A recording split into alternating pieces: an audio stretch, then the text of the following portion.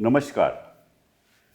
दिल से के इस एपिसोड में हम कुछ ऐसे बातें करेंगे जिससे साफ जाहिर है कि 2014 के बाद जब मोदी जी सत्ता में आए तो लोकतंत्र का ढांचा कुछ बदल गया है। जो सपने देखे थे हमारे स्वतंत्रता सेनानियों ने जब हमें आज़ादी मिली 1947 में और संविधान बना जिसमें आम आदमी को हक मिले, जिनको हम कहते हैं कि फंडामेंटल राइट्स, हमने सोचा था कि उनका कभी उल्लंघन नहीं होगा। और हमने ये भी सोचा था कि चुनाव निष्पक्ष तरीके से होंगे, सरकारें बनेंगी और संविधान के मुताबिक चलेंगी। लेकिन 2014 के बाद वो ढांचा बदल गया। कैसे बदला, क्यों बदला, किस तरह से बदला, उसके बारे में हम चर्चा करेंगे। अब हम महाराष्ट्र की बात करते हैं।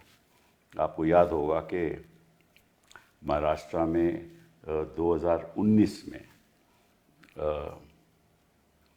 उद्धव जी ने, जो शिवसेना के मुख्य हैं, उन्होंने फैसला किया और शरद पवार जी ने फैसला किया और कांग्रेस पार्टी ने फैसला किया कि वो एक संगठन बनाएंगे और खुद अपनी सरकार बनाएंगे। उसकी वजह, उसके बारे में हम, उसके पीछे हम नहीं जाएंगे। लेकिन उद्धव जी फिर मुख्यमंत्री बने महाराष्ट्र के। और उसके बाद 2022 में एकनाथ शिंदे जी, जो उद्धव जी के साथ थे, वो 35 लेजिस्लेटिव असेंबली के मेंबर लेकर सूरत चले गए, गुजरात चले गए और फिर उसके बाद असम चले गए। और फिर उन्होंने ऐलान किया कि जो मेजॉरिटी, मतलब कि जो बहुमत उनके पास है लेजिस्लेटर्स की, और इसलिए उनके साथ समझौता ऑब्वियसली बीजेपी को हुआ, क्योंकि गुजरात भी बीजेपी के राज में थी और असम भी बीजेपी का राज था। और उसके बाद 2022 में एकनाथ शिंदे जी, जिन्होंने ये बगावत की थी, वो मुख्यमंत्री बन गए। और निश्चित रूप से पहले ही तय था, क्योंकि बीजेपी मदद कर रही थी। आपको मालूम है कि बीजेपी हर राज्य में अगर विपक्ष की सरकार हो तो किसी न किसी तरीके से उसको बर्खास्त करने की कोशिश करती है। और कैसे कोशिश करती है तो साफ जाहिर है, जहाँ भी सरकारें विपक्ष की हैं, आज भी प्रयास हो रहा है कि किसी तरीके से उन सरकारों को या ख़रीदो फरोख्त करके या किसी को लोभ दे करके मैं आपको चीफ मिनिस्टर बना देंगे, मंत्री बना देंगे। तो एक तो ये षड्यंत्र अपनाया जाता है। तो ऐसे इन्होंने मध्य प्रदेश में सरकार तोड़ी, उत्तराखंड में सरकार तोड़ी, अरुणाचल प्रदेश में सरकार तोड़ी, महाराष्ट्र में सरकार तोड़ी। ये पहले संविधान में ऐसा कभी नहीं हुआ कि इस तरह से जो चुनी हुई सरकारें थी, जो लोगों ने चुनी थी सरकारों को, उन सरकारों को इस तरीके से तोड़ना, या तो लोभ देना मंत्री बनाने का, या कोई और लोभ देना, उसके बारे में भी हम चर्चा नहीं करेंगे, कि आप भी जानते हो, हम भी जानते हैं वो किस किस्म के लोग होते हैं। और फिर जो इस बात को मानते नहीं कि भाई हम आपके साथ नहीं जाएंगे, हम लोभ नहीं लेंगे, उनके पीछे ये इन्वेस्टिगेटिंग एजेंसीज लगा देते हैं, जैसे ईडी। तो जहाँ तो इनको लगता है कि भाई ये ऐसा शख्स है जो बड़ा मजबूत है और हमारे खिलाफ रोज़ के रोज़ बोलता भी है और उसकी अहमियत भी है, प्रदेश में अहमियत भी है, उसके पीछे ईडी लगा दो। और अक्सर हम सब अपने सब लोगों के परिवार हैं और आम सांसद तो डर ही जाता है कि किस झंझट में पड़े, चलो बीजेपी के साथ ही चले जाते हैं। तो कई लोग तो ऐसे ही बीजेपी के साथ चले जाते हैं, और जिन लोगों के ऊपर यही लोग आरोप लगाते हैं वही बीजेपी के साथ चले जाते हैं, या तो वो राज्यसभा में आ जाते हैं या वो मंत्री बन जाते हैं। ऐसे अक्सर होता है, पिछले 2014 के बाद हम देख रहे हैं। लेकिन कुछ ऐसे लोग हैं जो डटे रहते हैं, और आज हम उस शख्स की बात करेंगे जिसने हौसला दिखाया, जिसने कहा कि ईडी भेजो, मुझे कोई परवाह नहीं, मैं जेल जाऊंगा लेकिन विचारधारा नहीं बदलूंगा। विचारधारा क्यों नहीं बदलूंगा? क्योंकि मेरे लिए आइडियोलॉजी की अहमियत सबसे ऊपर है। वो कौन शख्स हैं? संजय राउत जी। आपका बहुत बहुत धन्यवाद। आपने शुरुआत पत्रकारिता से की। आज आप भी हो। आज भी हो आप। और शुरुआत आपने 1980 में मार्मिक के साथ की, वहाँ महाराष्ट्र का बाला साहब ठाकरे लीडर थे। और फिर लोक प्रभा जो इंडियन एक्सप्रेस का लोक एक का है। वहाँ आप काम करते थे। फिर 91 में आप सामना के एडिटर हो गए और बाला साहब ने आपको बोला कि आप आइए। और फिर आप एग्जीक्यूटिव डायरेक्टर भी सामना के रहे, आज भी हो आप। और 4 बार आप सांसद हैं आप राज्यसभा में। 2004 से आपकी शुरुआत है और 2022 में आपका लास्ट इलेक्शन रहा। तो आप ऐसे शख्स हैं जिन्होंने सर नहीं झुकाया और आपने तय किया कि कोई बात नहीं, मैं जेल तो चले जाऊंगा लेकिन जो बाला साहब का विचारधारा है उनके साथ जुड़ा रहूंगा। और सबसे बड़ी बात है कि आपके परिवार ने आपका साथ दिया। तो पहले तो मैं आपसे पूछना चाहता हूँ, ये जो स्प्लिट हुआ, जो एकनाथ शिंदे जी ने जो किया, क्यों किया, कैसे किया? और साफ जाहिर है कि इसके पीछे बीजेपी का हाथ था, क्या था या नहीं, या बताइए। डेफिनेटली अगर बीजेपी का हाथ हर स्प्लिट में है। अच्छा। देश में जहाँ भी पॉलिटिकली, इमोशनली स्प्लिट ये शब्द आता है तो वहाँ बीजेपी 10-12 साल से आपको दिखेगी। क्योंकि स्प्लिट के पीछे जो ताकत रहती है वो बीजेपी की है। महाराष्ट्र की अगर आप बात करें तो शिवसेना को हरा नहीं सकते थे ये, और शिवसेना को ख़त्म भी नहीं कर सकते थे, क्योंकि ऐसा एक संगठन है जो सत्ता के लिए नहीं बना है कि हमें सिर्फ सत्ता चाहिए, पावर चाहिए। नहीं, संगठन मजबूत होना चाहिए ताकि हम जनता की लड़ाई, देश की लड़ाई, समाज की लड़ाई हम सड़क पर लड़ सके। ये बाला साहब ठाकरे की हमेशा हमारे जैसे लोगों को एक आइडियोलॉजी या एक सीख रही है। तो हमारे जैसे लोग जो है बाला साहब के साथ इसी विचारधारा से बने कि हमें पावर नहीं चाहिए। पावर मिलती है तो ठीक है, अगर नहीं मिलती है तो पावर के लिए हम कोई ब्रोकर नहीं बनेंगे। लेकिन बाद में धीरे धीरे पावर ही सब कुछ हो गया और लोगों को, हमारे भी लोगों को पावर के सिवाय जीना मुश्किल होता है, हो गया। तो ऐसी पीढ़ियाँ बनती गई।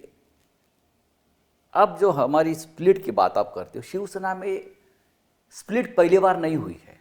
अच्छा। उससे पहले भी हमारे बड़े बड़े नेता जिसको बाला साहब ठाकरे जी ने बनाया, बड़ा किया, वो पार्टी छोड़कर चले गए। छगन भुजबल गए, बड़े नेता थे। नारायण राणे मुख्यमंत्री भी थे, बाला साहब ठाकरे ने बनाया था। मुख्यमंत्री बनने के बाद आदमी ऑटोमेटिक एक ऐसा शख्सियत बन जाती है कि अपने आप लोग उनके साथ चले जाते हैं। वो छोड़कर चले गए। राज ठाकरे भी छोड़कर चले गए, वो भी पार्टी के, फैमिली के। वो तो इंडिविजुअल हो गया ना? हाँ, इंडिविजुअल हो गया। ये लोग चले गए, लेकिन उनके पीछे बीजेपी नहीं थी। जी हाँ। उनका कोई डिफरेंसेस हो गए, चले गए, किसी और पार्टी में चले गए। लेकिन पहली बार ऐसा हो गया इस देश में कि एक शख्स, एकनाथ शिंदे, जो कोई बड़ा नेता नहीं है, मैं आपको बताता हूँ, कोई पब्लिक फिगर है, नेता नहीं है, मंत्री उद्धव ठाकरे ने बनाया। जी हाँ।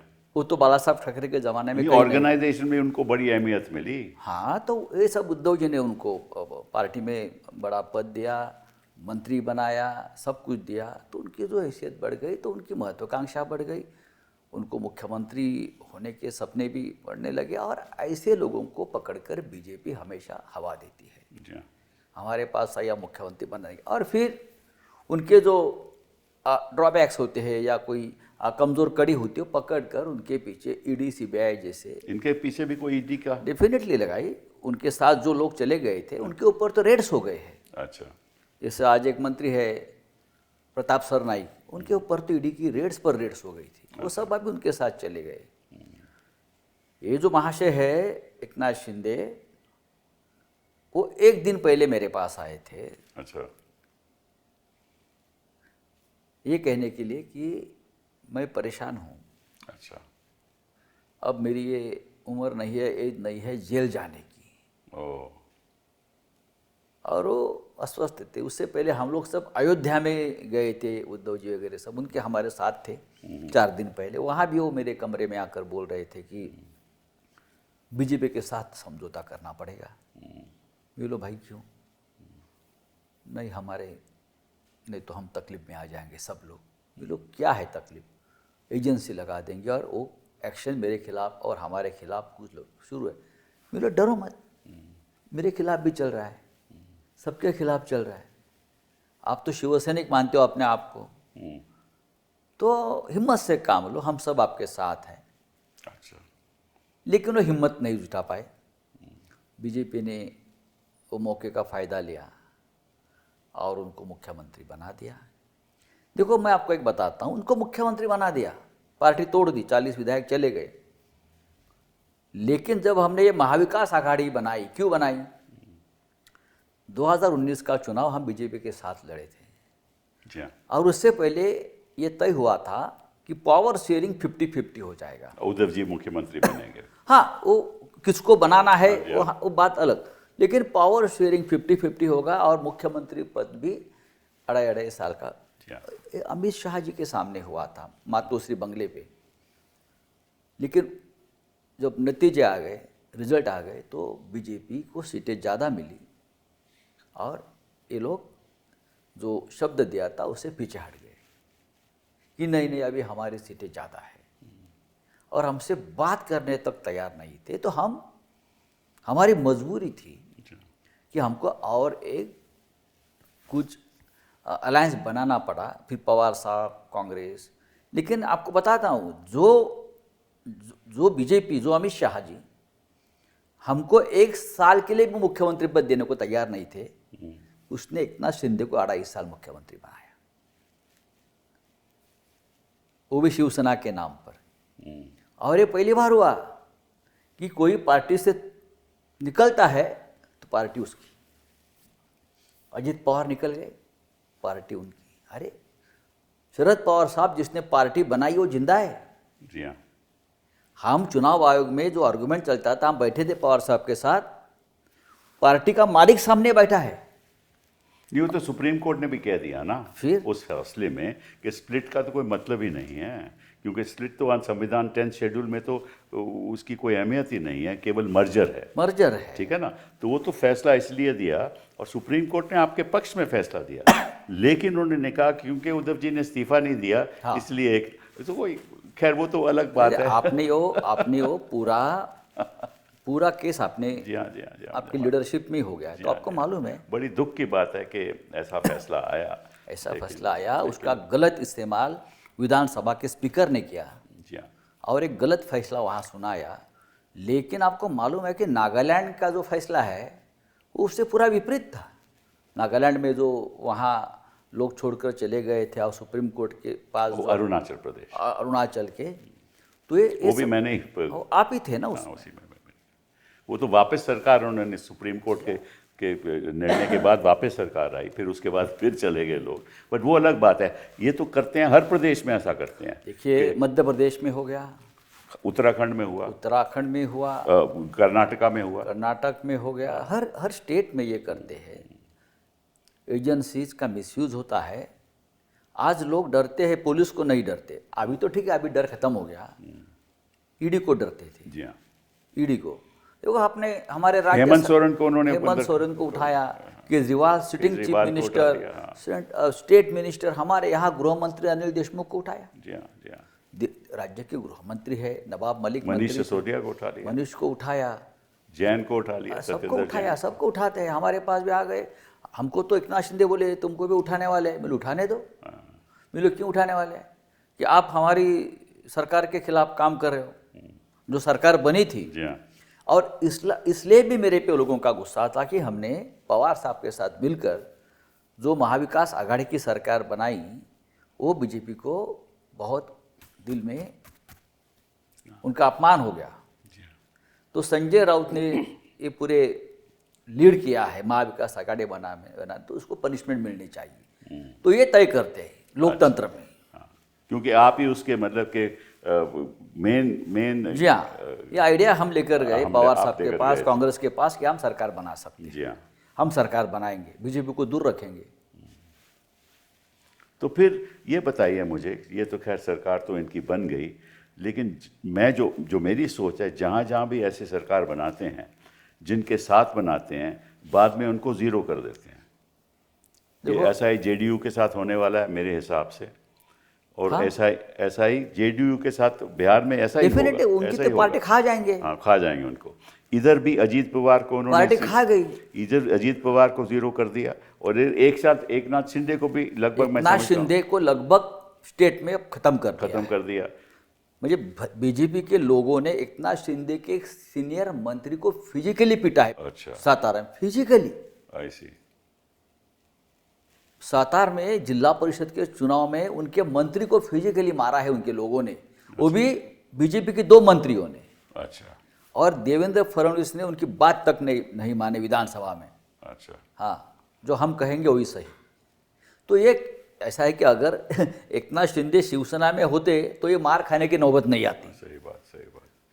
लेकिन दूसरी बात ये है कि जो हमारी जो याचिका है कि भाई इन्होंने गलत तरीके से 10th शेड्यूल का इस्तेमाल या। करके, और इनको डिफेक्शन के अंतर्गत इनकी जो सदस्यता है वो रद्द करनी चाहिए, वो मामला भी 2-2.5 साल से लंबित है। 2-2.5 साल से मामला चल रहा है, लगभग 4 चीफ जस्टिस बदल गए, 4 या 5। हाँ, तो वो उसकी सुनवाई नहीं होती। सुनवाई नहीं हो रही है, तारीख पे तारीख, तारीख पे तारीख। अभी एक डेट लगी है। डेट लगती है, लेकिन जब डेट आती है तो डेट के बाद वापस नहीं, डेट ही डेट है। इस बार तो चीफ जस्टिस साहब ने कहा है कि हम अच्छी बात सुनेंगे, है, अच्छी तो बात सुनना चाहिए। लेकिन चलिए इससे अलग बात अब करते हैं कि आपको इन्होंने गिरफ्तार किया, ईडी ने गिरफ्तार किया और आपको आर्थर जेल में रखा। तो आप थोड़ा हमें बताइए, हमारे दर्शकों को बताइए कि ये किस तरीका से, क्या व्यवहार था आपके साथ, आर्थर जेल में क्या हुआ, जेल में हालात क्या हैं, किन परिस्थितियों से आपको सामना करना पड़ा, ये ज़रा हमें बताइए। देखिए, जेल में कोई खास सुविधा किसी को नहीं मिलती, वो जमाना चला गया। हमको कोई पॉलिटिकल प्रिजनर मानते नहीं या वॉर प्रिजनर नहीं मानते। हम अपने आप को ही बोलते हैं फ्रीडम फाइटर है। लेकिन सबसे पहले तो आपको ईडी के लॉकअप में रखते हैं। अच्छा। जब ये उठाकर लेके जाते हैं, तो ईडी कस्टडी होती है ना। लेकिन मुंबई में मैंने देखा ईडी का कोई कस्टडी नहीं है। अच्छा। आप एमपीज, मंत्रीज, एमएलएज को पकड़ कर लेके आते हो, उनको रखने के लिए आपके पास जगह नहीं है। जगह ही नहीं है। नहीं, हमको कहाँ रखते हैं? एक इतना सा कमरा होता है। अच्छा। कमरे में एक कॉन्फ्रेंस का टेबल होता है, मीटिंग का। कितना बड़ा कमरा होता है? उससे भी छोटा है। अच्छा। इससे भी छोटा है। और चारों बाजू में दीवार में जो उनके केसेस है ना, केसेस के बड़े बड़े कागज़ के बंडल पड़े रहते हैं। अच्छा। और एक टेबल पर हमको सोना है, पूरा दिन निकालना है, रात को टेबल पर सोना? टेबल पर सोना है। वहाँ बाकी कुछ नहीं है, वो गद्दा वद्दा भी नहीं? कोई नहीं। My God. बस एक आप घर से कंबल और चादर मंगाइए, आपकी उधर डालो, रात को वो टेबल पर सोना है। अगर आप कोई पॉलिटिकल लीडर्स, एमपी, एमएलए, मंत्री, कोई भी हो, उद्योगपति, अगर आप अरेस्ट करते हो तो उनकी व्यवस्था तो होनी चाहिए कि आप इस कमरे में आप रह सकते। वो तो उनका मानवाधिकार है। लेकिन नहीं है। हमको 8 दिन हम रहे, या और भी लोग, अनिल देशमुख से तो लेकर शौचालय का व्यवस्था? पब्लिक टॉयलेट है। ओह, आई सी। उस ऑफिस का एक पब्लिक टॉयलेट है। अच्छा। 4th फ्लोर पर। आप उनका स्टाफ आने से पहले ओह गॉड। आप स्नान वहाँ ही जाकर करिए, बाकी सब विधि वहाँ जाकर करिए। 7:30 बजे उनका स्टाफ आता है, तब आपको ये यूज़ करने को नहीं मिलेगा। और आपको भी शर्म आती है ना, लेडीज़ है उधर, सब है, और हम जाकर टॉवल लेकर जाएंगे और स्नान करेंगे। ये सब सुबह 6:30 बजे से पहले आपको ख़त्म करना है उनके ऑफिस में। अच्छा। हाँ, एक बार हमने कोर्ट को कहा कि मुझे जहाँ सुलाया जाता है, मैं हार्ट पेशेंट हूँ, मेरे अंदर 7 स्टेन्स है। ओह। मुझे 7 स्टेन्स है कि कमरे में कोई फैन नहीं है, कोई वेंटिलेशन नहीं है, कोई खिड़की नहीं है। तो जज साहब ने कहा कि भाई ये ठीक नहीं है, ये कौन से आपकी स्थिति है कमरे की और क्या, तो उनको व्यवस्था कर दीजिए। तब जाकर एक कमरा खाली कर दिया किधर से, और हम गए तो देखा कि वो तो उनसे भी खराब था। ओ, मुझे बोला ये क्या है? नहीं, जब हम दाऊद इब्राहिम को भाई को पकड़ कर लाए थे तब उनके लिए हमने कमरा बनाया था। हाँ, तो आपको यहाँ रहना है। तो आपको इस पीढ़ी में रखे दाऊद इब्राहिम के? हाँ हाँ, उनका भाई एक था वो जो इंडिया में आया बाद में, कमाल है। उसको पकड़ा था ईडी के केस में, तो हमने उनको यहाँ रखा था। तो हमारे पास यही जगह है, आप बताइए क्या करना है उसमें। ये पहला ईडी की व्यवस्था होती है। जब आपकी तो मालूम है, जब ये लॉकअप खत्म होता है उनका, तो आपको जेल में भेजते हैं। ऑर्थर रोड जेल मुंबई में जी है, हाँ, जी हाँ। देश का सबसे भयंकर जेल है ऑर्थर रोड जेल। कैपेसिटी है 750 लोगों की, अच्छा, और जब मैं था तो वहाँ लोग भरे थे 8,500 8,500। लोग खड़े खड़े सोते हैं, माय गॉड। गिर नहीं सकते ऐसे, कुछ नहीं, खड़े खड़े तो अदालतें क्या कर रही हैं? अदालत, देखो अदालत वहाँ एक सिस्टम है, 8 दिन में कोई मैजिस्ट्रेट अगर चेक करता है क्या व्यवस्था है क्या नहीं, एक राउंड मारता है चला जाता है, बस, और कुछ नहीं। उनके उनके पीछे कोई बोलता नहीं है कि भैया हमारे पास ये सुविधा कौन नहीं बोलेगा? जेलर, वहाँ अंदर जेलर बैठा है, जेलर भी क्या करेगा? जेल सुपरिटेंडेंट क्या कर सकता है, मुझे बताइए। उनकी भी मजबूरी है। आलोचना करेंगे तो डर भी लगता है कि मारेंगे बाद में। मारते हैं। बहुत जगह पे आवाज़ रात को आती है, कोई रो रहा है, कोई मार खा रहा है। ये हालत हमारे अमानुष है, अमानवीय है, इनह्यूमन है। मैं तो 100 दिन रहा, समझ लो। तो आपको कहाँ रखा है इन्होंने? हमको कहाँ रखा था? आपको आश्चर्य होगा, मैंने किताब में लिखा है, हमको रखा था जहाँ कसाब को रखा था। ओ, जहाँ कसाब को रखा था, एक तरफ दाऊद इब्राहिम, दूसरा हाँ, तरफ कसाब, तो ना आपके इन दोनों ईडी के की साथ। लॉकअप में दाऊद इब्राहिम के भाई जहाँ था उनको रखा, अंदर आ गया तो कसाब को जहाँ रखे थे वहाँ हमको, मैं भी था, अनिल देशमुख भी थे, होम वो मिनिस्टर, साथ साथ में थे, सुना? हाँ, बाजू बाजू में थे, और हमको वहाँ रखा था। पूरा चारों ऊंची ऊंची दीवारें और मजबूत स्टील की दीवारें बनाई थी। बोला ऐसा क्यों बना है ये स्टील की दीवारें इधर क्यों? कितना बड़ा था कमरा वो? बस 10 बाय 10 का कमरा है, बस। और क्या है। और दीवार तो मैंने पूछा ये इतनी लोखंड की दीवारें क्यों है? नहीं, एक कसाब की बैरक है ना, इसलिए उनके सिक्योरिटी के लिए हम लोखंड की दीवारें बनाई थी, स्टील की बड़ी ऐसे रॉड्स जाड़े। वहाँ वेंटिलेशन भी नहीं था, और बाजू में एक कमरा खाली है, हमेशा हमने देखा।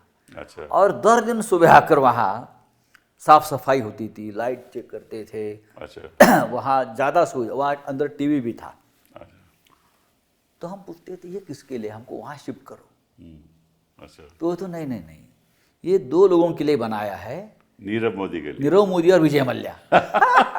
मतलब कि वहाँ की अदालतों को बताने के लिए हाँ। कि इस किस्म की सुविधा हिंदुस्तान हाँ, में है। तो दर दिन सुबह वो वीडियो शूटिंग करने वाले आते थे, शूटिंग करते थे और यूके में भेजते थे।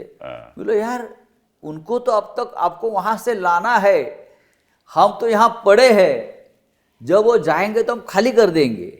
हाँ, एटलीस्ट हमको हवा पानी तो ठीक से मिलेगा। वहाँ बाजू का कमरा है, तो ये उनके लिए बना जो 10,000 करोड़ 50,000 और हम 500 रुपये वाले या 2, 4, 5 लाख रुपए वाले जो केस बनी थी, हमको ऐसा उधर बाजू में डालकर। सुना क्या जब अंदर आए तो आपको अबू सलम मिले और अरुण गौली भी मिले? हाँ, मिलते हैं वहाँ। अच्छा, वहाँ तो कोई नहीं मिलता है, सब लोगों को वहाँ रखा जाता है। तो आप तो अकेले थे ना उस कमरे में? हाँ, मैं था, मेरे बाजू के कमरे में अनिल देशमुख थे। अच्छा, और फिर आपको? और क्या है, आपको लगता है कि रोशनदान था कोई? ये ऐसी 24 आवर्स लाइट है। अच्छा, है। रात को भी? रात को भी रोशनदान था कोई वहाँ? नहीं नहीं। नहीं नहीं, तो हवा कहाँ से आती थी? हवा कहाँ से, बंद करके रखते हैं सिक्योरिटी के नाम पर। नहीं नहीं नहीं, मैंने ये कहा एक बार जेल सुपरिटेंडेंट को, भाई प्रकृति का नियम है, थोड़ा सूरज की किरणें जाने दो हमारे शरीर पर, नहीं तो हम बीमार पड़ जाएंगे। नहीं नहीं, हम आपको बाहर, लोगों और इतने लोग घूमते हैं बाहर, मैं देख रहा हूँ, कभी जाता हूँ फैमिली को मिलने के आते, बहुत से लोग सुबह 7 बजे बाहर निकलते हैं, 5 बजे बंद कर लेते हैं। हमको 15 मिनट तो दे दो, थोड़ा सूरज की किरणें जाने दो। नहीं तो मैं कोर्ट को बताऊँ, मैं कोर्ट को एप्लीकेशन करूँगा अच्छा। कि ऐसा ऐसा है, मैं बीमार हूँ और मुझे थोड़ा सी ज़रूरत है हवा और उसकी। तो बेचारे एक असिस्टेंट जेल सुपरिटेंडेंट आए और बोले आप ऐसा मत करो, इसलिए तो आपको फिर आपकी जेल शिफ्ट की जाएगी और आपको मुंबई के बाहर कहाँ दे देंगे, ओ तो आप फैमिली को मिलने के लिए तरस जाएंगे इतने लंबे। तो हमने ये सहन किया सब। हो हो। तो 8-8 दिन हमको सूरज नहीं दिखता था। Oh my God. कभी कोर्ट में लेके जाते थे तो खुश होते थे, वाह वाह आज हवा पानी में आ गए हम, हवा अच्छी है, सूरज दिखता है, ये दिखता है। रात को तो आप सो नहीं सकते, कोई भी हो। तभी तो लोग समझौता कर लेते हैं कि झंझट में क्यों पड़ते हैं, जो बीजेपी कहेगी हम करने को लाइट तैयार हैं। नहीं बंद होती ना, ये ऐसी लाइट होती है और कैमरा होता है तो उनको डर विजिलेंस। क्या है, क्या होने वाला है? हाँ? लाइट क्यों रखते हैं, इसको डर क्या है? लाइट इसलिए कि उनको लगता है कि हम लोग भाग जाएंगे। तो भागोगे कहाँ इसके साथ? अगर कसब नहीं भाग हम लोग भाग जाएंगे तो पूरा वो मॉनिटरिंग होता है, सीसीटीवी भागोगे देखते हैं कहाँ? 24 आवर सीसीटीवी, हम क्या खा रहे हैं, हम क्या पी रहे हैं, हम क्या लिख रहे हैं। तो लिखने की बात बताओ, सुना है कि आपने जो पेन भी होता है वहाँ, वो एक वेपन ऑफ ऑफेंस माना जाता है। आज यहाँ हाँ? हम जब अंदर घुस गए पहली बार, वो छोटा दरवाज़ा होता है येलो कलर का, उससे अंदर जाएंगे, फिर दूसरा एक दरवाज़ा, तो दरवाजे। फिर वहाँ बैठो आप, जैसे और भी गुनहगार होते हैं, चोर डकैत, वो अंदर गए तो आप सब बराबर। बराबर के हैं, कोई भी हो। आपकी झड़ती होती है बहुत बुरी तरह से, हाँ, चाहे गृह मंत्री हो या संजय राउत हो या और कोई हो, फिर सब देख लेते हैं, फिर ये पेन निकाल लेते हैं, ये रख दो, मेरे पेन रहने तो यार, वो तो हमारा सब साथी है। नहीं नहीं पेन नहीं, अरे पेन तो दे। क्या कोर्ट में जाकर पेन की परमिशन ले लो? मैं नहीं, पेन नहीं। तो आपने नरक तो नरक हो गया, स्वर्ग बेचारे वो कैसे लिखी क्या आपने? बोलते हैं कि ये देखो, ये हथियार है, आप किसी को डैमेज कर सकते हो, अच्छा, अपने आप को भी आप मार सकते मार हो, सकते हो, हाँ। हाँ, किसी का आँख फोड़ सकते हो। बोलो ठीक है भैया ले लो। आप लेस वाले शूज नहीं ले सकते। अच्छा। हाँ क्यों? बोले भाई क्यों नहीं, वो निकाल कर अपने आप को फांसी ले सकते हो। आप पायजामा वाला, नाड़े वाला पायजामा नहीं ले सकते, करेक्ट। आप निकाल कर किसी को मार सकते हो या खुद को फांसी लगा सकते। ये जेल मैनुअल जो है ब्रिटिश का ज़माने का, वो बदला ही नहीं है। भाई प्रधानमंत्री जी तो कहते हैं कि भाई ये कॉलोनियल माइंडसेट हमें ख़त्म करना अरे पड़ेगा। कौन सा? आपने एक इसमें किस्सा भी है, मुझे शायद पूरा याद नहीं, जहां आपने बताया कि किस तरह से अमित शाह जी बाला साहब के पास आए और फिर शरद पवार जी के पास आए। क्या किस्सा है वो वो? किस्सा है ना, वो किस्सा बहुत इंटरेस्टिंग है, किसी को मालूम नहीं है किससे ये ऐसे ये लोग क्या थे। ये मैं किताब में ये दो किस्से एक्चुअली बहुत ही सीक्रेट बातें थी, जो बाला साहब के सामने या हमारे सामने हुआ है वो हम बताना नहीं चाहिए, ऐसे मैं मानता हूँ कि सीक्रेसी होती है, जी हाँ, नैतिकता भी होती है। जी हाँ, सही बात है। हाँ, लेकिन ये लोग अगर नैतिकता नहीं मानते तो लोगों को पता चलना चाहिए कि उनकी मानसिकता क्या है। जी हाँ। एक बार ऐसा हो गया कि मातोश्री में हम बैठे थे, साहब थे, मैं था और भी 2-4 लोग बैठे थे, हमारी मीटिंग चल रही थी। तो बार बार मातोश्री का जो मेन गेट है वहाँ से मैसेज आता था कि कोई अमित शाह पुलिस वहाँ के बाला साहब को मिलने के लिए आए हैं। विधायक है, आमदार, हमारे मराठी में बोलते हैं आमदार। अच्छा। आमदार है गुजरात के और मंत्री भी थे, और वो बाला साहब से मिलना चाहते हैं। तो मैसेज, मीटिंग था, मैसेज बाला साहब तक नहीं पहुंच रहा था, हमारे पास नहीं पहुंच रहा था। तो उनको बोला आज तो साहब के पास आपका मैसेज नहीं गया है मातोश्री में, अब वापस ट्राई करिए शाम को। तो वापस शाम को लगता आ गए और शाम को वापस हम बैठे थे, तो मैं ही था और मैं ही वो फ़ोन उठाया सिक्योरिटी का, अच्छा। और फिर एक बार वही मैसेज था।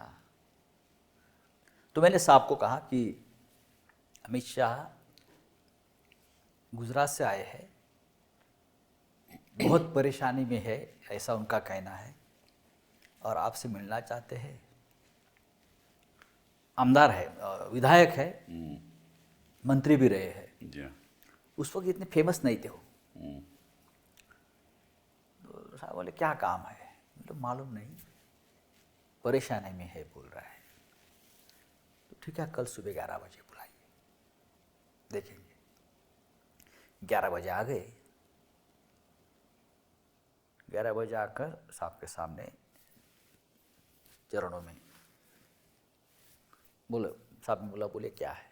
साहब मैं परेशान हूँ, मैं स्वाइन सो हूँ, मैं बहुत कट्टर कड़वट हिंदुत्ववादी हूँ। तो साहब बहुत खुश हो गए, मैं कड़वट हिंदुत्ववादी हूँ और मेरे पीछे कांग्रेस की ये आपके सामने बात है। हाँ, हम थे ना वहाँ। और मेरे खिलाफ बहुत केसेस लगाए हैं और मुझे स्टेट से भी निकाला है, यानी तड़ी पार किया है, और बहुत से केस में मुझे बेल नहीं मिल रहा है। अभी थोड़ा मुझे रिलीफ है, लेकिन मैं मेरे स्टेट में नहीं जा सकता हूँ। तो क्या करना है? और उनकी केस मुंबई में ट्रांसफ़र हो गई थी उस वक्त। जी हाँ, वो तो हाँ, कोर्ट ने किया। हाँ, कोई केसेस उनके मुंबई। तो आप मुझे मदद कर सकते हो। मैं कैसे मदद करूँ आप बताइए? नहीं, आप ही मदद कर सकते हो। आप उस जज को फ़ोन करिए। अच्छा। आप उस जज को फ़ोन करिए। बोला, अरे जज को कैसे फ़ोन? नहीं, आप जज को फ़ोन करिए, आपके बात मानेंगे। कॉन्फिडेंस था उसको। तो बोला, कौन है जज? उसने नाम बताया। डबल बेंच था। अच्छा। साहब 1 मिनट सोच, उनकी स्टाइल के साहब के। अच्छा अच्छा, ठीक है, देखता हूँ मैं, कल आइए। कल उनको टाइम जाए। तब साहब ने एक फ़ोन किया उसके सामने मनोहर जोशी जी को। अच्छा। मनोहर जोशी, और उनको कहा, जो जज का नाम है ना, उनके पास जाओ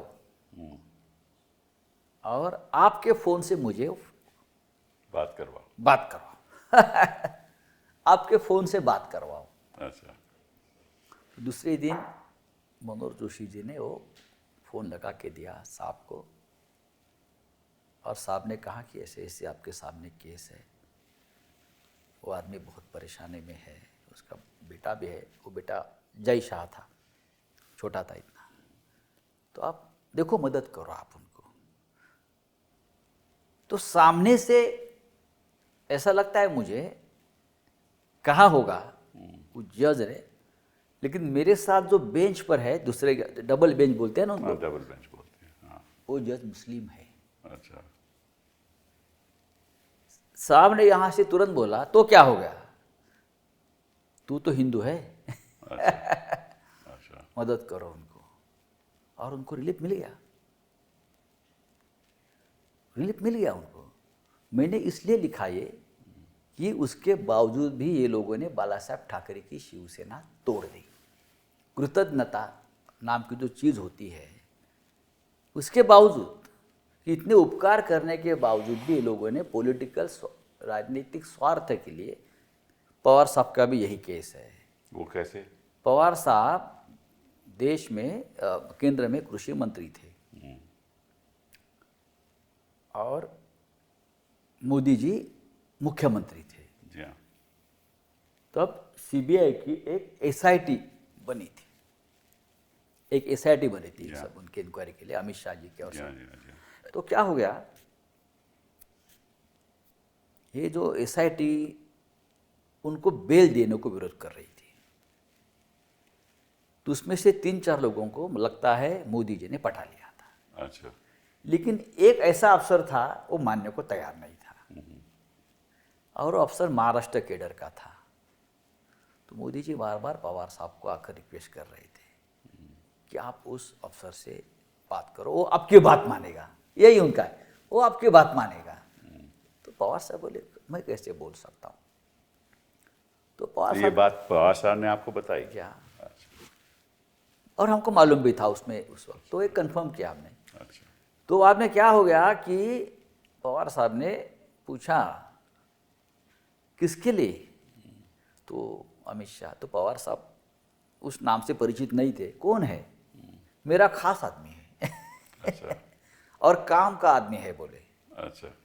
तो पवार साहब ने, एक रिश्ता था मोदी जी का उनके साथ हमेशा रहा, तो उस अफसर को बुलाकर समझाया, रिक्वेस्ट किया कि जानो तो बहुत तकलीफ झेली है उसने, अब छोड़। उनको मदद हो गई। उस केस में भी पवार साहब के कहने पर फिर भी ये लोगों ने पवार साहब की पार्टी तोड़ दी।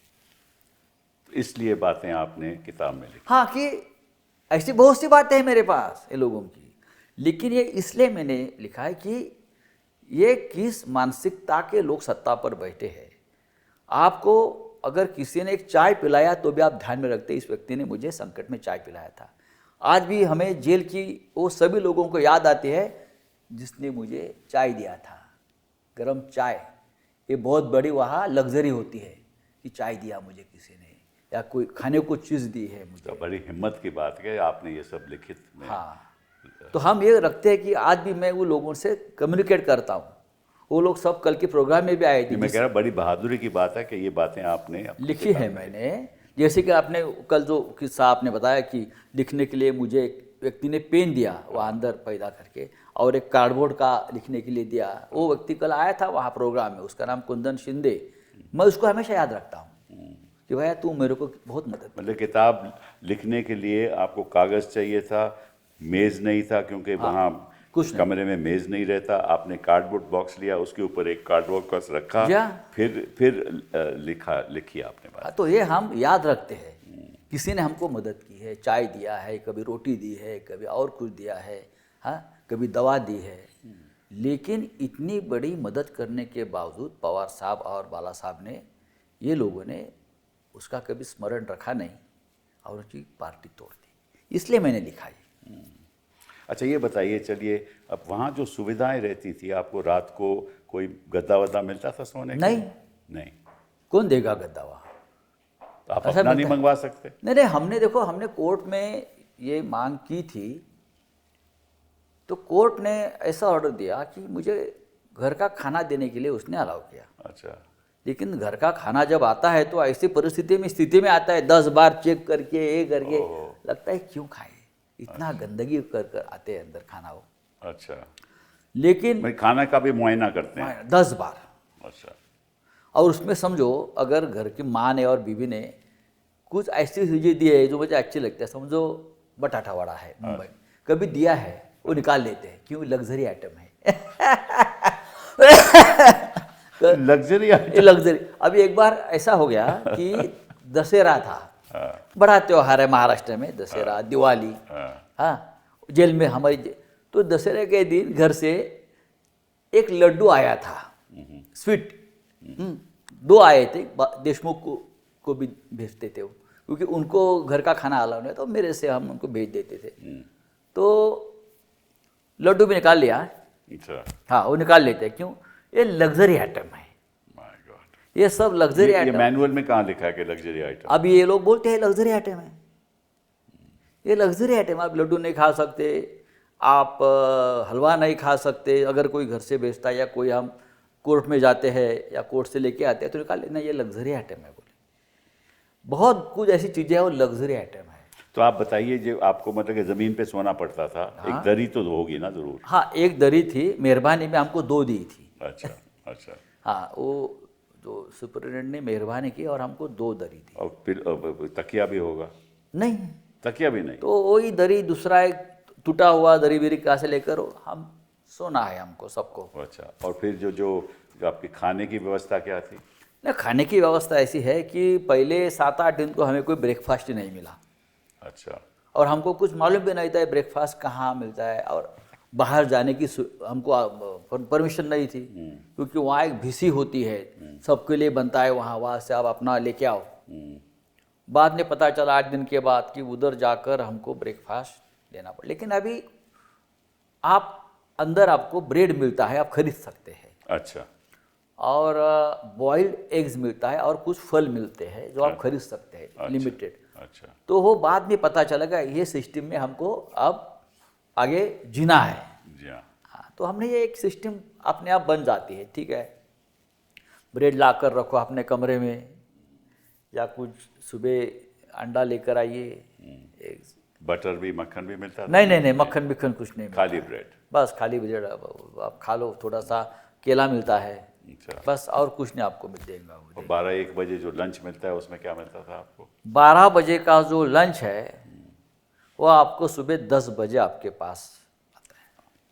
तो 10 बजे के बाद आपका लंच होता है, तो हम अगर 1 बजे खाते हैं तो वैसा ही पड़ा रहेगा। अच्छा, ठंडा हो जाएगा? गंदा होता है, खराब हो जाता है। सैटरडे का और संडे का, गर्मियों में तो बिल्कुल खराब हो हाँ जाता खराब होता है। हाँ। सैटरडे और संडे में जब छुट्टी होती है या बीच में कोई बैंक हॉलीडे होती है तो 2-2 दिन आपको लॉकअप में बंद करके रखते हैं, कुछ नहीं खोलेंगे वो आपके लिए। अच्छा, तो हम खाना कहाँ से लेके आएंगे? फिर? तो 2 दिन का खाना बना के रखो, लगा के रखो यहाँ, वो खराब हो जाता है। तो कभी बिस्किट होता है, कभी ब्रेड होता है, उसके साथ आपको गुजारा करना पड़ता है। ये सिर्फ मेरी बात नहीं है, और भी लोगों की बात यही है। My God. और ये अंडर ट्रायल हैं, अभी दोषी साबित नहीं हुए, अभी तो आरोप हैं, ट्रायल हुआ नहीं। नहीं ना। हाँ, तो मतलब कि ये तो इसका हमारे संविधान में तो यही है ना, और कानून यही कहता है कि you are innocent till you are proved guilty. हाँ, यही कानून कहता है ना। लेकिन कानून है ना, ये कानून मानने वाले को कानून है ना। यहाँ तो मतलब कि आप इस तरह आपको रखें, इसका मतलब तो आप जैसे कोर्ट ने आपको कन्विक्ट कर दिया,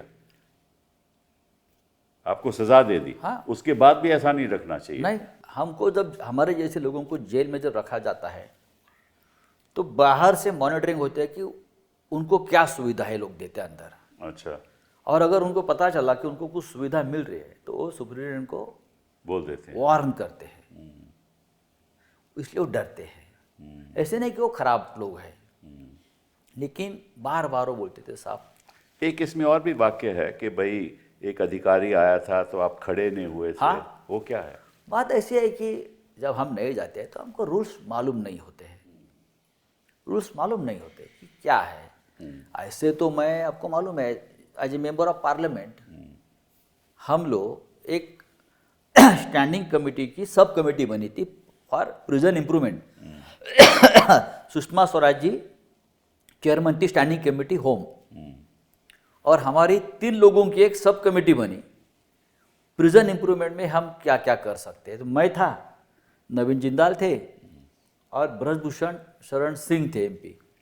हम तीनों ने देश भर के बहुत से प्रिजन को हमने विजिट किया था, उसमें ऑर्थर रोड भी था। अच्छा। और आप लोग जब ऑर्थर रोड में गए थे तो हमारा इतना सम्मान किया, वो सलामी, ये वो ये हाय, वो जो होता है ना प्रोटोकॉल पूरा, वो दिया। और एक दिन हम जब गुनहगार बन के गए, अपराधी बन कर गए, तो हम विपरीत थे उससे। लेकिन जो आपने तो मुझे सवाल पूछा कि जब हम अंदर गए तो उसी रात को ऐसा हो गया कि हम बैठे थे तो रात को अचानक जेल के जो प्रमुख है वो विजिट को आ गए। तो हम तो बैठे थे हम लोग ऐसे, बाजू के डायरेक्ट में देशमुख थे, और उनको गुस्सा आ गया क्योंकि हमने प्रोटोकॉल का पालन नहीं किया। अच्छा। जब भी जेलर आता है तो हम सबको खड़ा रहना पड़ता है ऐसा। ओह, अच्छा। तब तक हमें मालूम नहीं था, तो इतना गुस्सा आ गया, उसने कुछ लोगों को सस्पेंड किया। अच्छा। आपने उनको बताया क्यों नहीं? तो हमने बोला बाद में कि उनकी क्या, कोई गुनाह नहीं है, हमको मालूम नहीं था। आप आगे आ जाएंगे तो आप जैसे कहेंगे वैसे हम खड़े रहेंगे, ये आपका राज है, यहाँ हम क्या कर सकते हैं। ये बड़ी दिलचस्प बातें आपकी किताब में कि आपने चिट्ठी अपने परिवार को लिखी, उन्होंने आपको लिखी और कहा कि आप शिवसेना के साथ जुटे रहो। जी हाँ। हाँ, और आप हटना नहीं, और हम आपके साथ हैं। डेफिनेटली। हाँ, तो बहुत ही एक टचिंग। देखिए, आपके साथ अगर आपकी फैमिली और आपके दोस्त खड़े रहते हैं तो आपको बहुत आपका हौसला बढ़ जाता है। मेरे पीछे मेरे फैमिली का क्या होगा, ये अगर आपको चिंता नहीं सताएगी तो आप अंदर ठीक से रहेंगे। बहुत से लोग इसलिए डरते हैं कि मेरे बाद सबसे पहले मेरे प्रॉपर्टी का क्या होगा। करेक्ट। मेरे मेरे मेरे मेरी जो स्टेट है उसका क्या होगा, फिर मेरी जो फैमिली है उसका क्या होगा। लेकिन हम देखो, हम मिडिल क्लास लोग हैं, हमने हमेशा संघर्ष किया है। नहीं, आप उन लोगों में से हैं, मतलब कि आपकी तो एक उदाहरण है हिंदुस्तान के इतिहास में, मैं समझता हूँ कि आप डटे रहे और आपने कभी अपने असूलों के विपरीत कोई बात नहीं कही और अपने कहा जेल जाऊंगा। ऐसे ही स्वतंत्रता हमें ऐसे ही मिलेगी। देखिए मेरी और माँ इस- 80 ईयर्स की है। और अगर आज के दिन भी हमें ऐसे लोग हमें मिल जाएं तो निश्चित रूप से जो हो रहा है अत्याचार, हमारे जैसे 100 लोग भी तैयार हो गए तैयार हो जाए तो ये सत्ता पलट हो जाएगा ये तो 24 मैं घंटे में। मैं नहीं जानता, लेकिन चलिए अब जरा हट के बात करते हैं आज की स्थिति की। बात करते हैं कि आपने कुछ बयान भी दिया है इजरायली ईरान कॉन्फ्लिक्ट के बारे में और कुछ बातें भी कही हैं। ज़रा बताइए हमें, आपका क्या सोच है इसके बारे में? देखिए सोच तो स्पष्ट है, इतना बड़ा देश है 140 करोड़ का, जिसे ये लोग महाभारत कहते हैं, हम भारत ही कहते हैं। अच्छा हाँ, हिंदुत्ववादी ज़्यादा है ना हमसे, अच्छा। ये हमको हिंदुत्व सिखाते हैं अभी। लेकिन जिस तरह से इतने बड़े महायुद्ध में हमारे देश की कोई भूमिका ही नहीं है। पाकिस्तान की भूमिका है, श्रीलंका की भूमिका है, लेकिन हमारी कोई भूमिका नहीं है। तो आप समझते हो कि ये नज़दीकी इजराइल के साथ जो हमारे प्रधानमंत्री ने जो देश ने बना नहीं, रखी ये है, डरते हैं। आप समझते हो डरते हैं? ये बहुत डरते हैं। ये डरते इसलिए है, देखिए इजराइल कोई हमारा दुश्मन नहीं है, नहीं नहीं, दोस्त है। हमारे भी ये दोस्त है। लेकिन पैलेस्टाइन वाले भी हमारे दोस्त ही थे। जी हाँ, जी हाँ, जी हाँ। इंदिरा जी के ज़माने से, यासर अराफत के ज़माने से हमारा एक हमेशा रिश्ता रहा है, और उससे पहले हमारा रिश्ता ईरान से रहा है। जी हाँ, जी हाँ, बिल्कुल बिल्कुल। ईरान के साथ हमारे सांस्कृतिक, कल्चरल, व्यापारी, राजनीतिक सभी संबंध रहे, और ईरान हमेशा हमारे साथ संकट में खड़ा रहा है। हमेशा तो नहीं। भाई देखिए, रहा है, हाँ, हमारे साथ रहा है। जैसे और इस्लामिक कंट्रीज है, उस तरह से कभी ईरान ने हमारे से ही नहीं किया है। वैसे इराक ने भी, सद्दाम हुसैन भी हमेशा हमारे साथ उसने रहने की कोशिश की थी। लेकिन कभी भी हमारे आज के रूलर्स ने, यानी मोदी जी हो या, कभी इस बारे में विचार नहीं किया कि हमको क्या करना चाहिए, हमको तटस्थ रहना चाहिए, हमको कोई हमारी भूमिका लेनी चाहिए। एक दिन पहले जब सुप्रीम लीडर की मौत होती है, मारा दिया जाता है, तो मोदी जी इसराइल में क्या करते थे? ज़रूरत नहीं है ना, आपको मालूम है, आपको मालूम होना चाहिए 2 दिन में युद्ध की स्थिति निर्माण होने वाले। और हम, आप सोचते हो कि नेतन्याहू जी ने उनको बताया होगा? देखिए डेफिनेटली ट्रंप ने बताया है, नेतन्याहू ने बताया है, ऐसा तो नहीं है। नहीं तो उनको आपको मूर्ख बनाया है वहाँ बुलाकर। वो तो कहेंगे हमने 16 करार के लिए हम वहाँ गए थे। तो कहाँ गए करार? अभी तो इजराइल पूरी तरह से विध्वंस हो गया, कहाँ है? ऐसी बात नहीं चलेगी, आपको एक भूमिका लेनी पड़ेगी। इतना बड़ा देश है, विदेश नीति आपको, अगर आपके देश को विदेश नीति नहीं है, हाँ, कोई परराष्ट्र नीति नहीं है, तो आप देश का लीडरशिप क्यों, विश्वगुरु कैसे बनेंगे? और कैसे आप अपने आप को बोल सकते हो कि मैं विश्वगुरु हूँ, मैं वर्ल्ड लीडर हूँ? नहीं। छोटे छोटे देश इस मामले में अपनी भूमिका सामने ला रहे हैं, लेकिन आप नहीं। आप डरते क्यों? नेतन्याहू ने आपको पेगासस दिया इसलिए, नेतन्याहू ने आपको ईवीएम फ्रॉड का तंत्र दिया इसलिए, क्यों? क्या ट्रंप के पास आपकी कोई सीक्रेट है एप्स्टीन फाइल की, इसलिए आप डर रहे? ये तो हम असम्पशन कर रहे हैं, शायद ना भी हो। ना भी हो, लेकिन लोगों को तो लगता है, लोगों को लगता है। बट एप्स्टाइन का मामला तो महाराष्ट्र में खड़ा हो गया। वो तो बहुत ही खतरनाक वो है। क्या है, जरा मैं बताइए। वो एप्स्टीन फाइल हमारे यहाँ कैप्टन फाइल है। कैप्टन फाइल, वो कैप्टन खराद है, हाँ, उसका नाम कैप्टन खराद। करेक्ट। वो तो बहुत सालों से चल रहा है। अच्छा, आपको मालूम है क्या?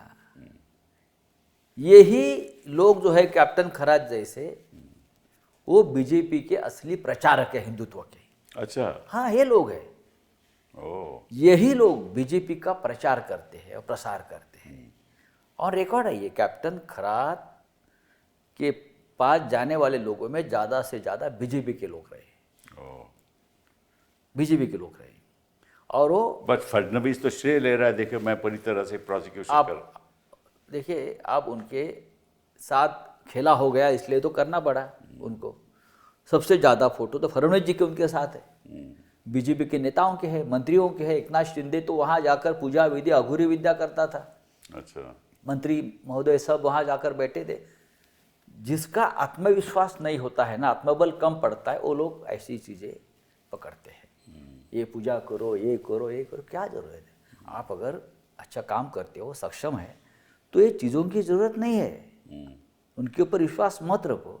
महाराष्ट्र एक प्रोग्रेसिव स्टेट है, हमेशा रहा है, जहाँ महात्मा फुले, डॉक्टर आम्बेडकर, प्रबोधनकार ठाकरे जैसे लोग, संत गाडगे महाराज, जो हमेशा प्रोग्रेसिव विचारों से हमने काम किया। लेकिन अब 2019 से जिस तरह से ये हो रहा है, ये जो कैप्टन खरात है, एक कैप्टन खरात नहीं, ये लोगों ने ऐसे लोगों के एक संगठन बनाया है। अच्छा, बीजेपी ने, जिसमें हजारों कैप्टन खरात है ऐसे संगठन में, और वो लोग बीजेपी का प्रचार करते हैं, अपने अपने भक्तों को जाल में फंसाकर बीजेपी बीजेपी बीजेपी हिंदुत्ववाद।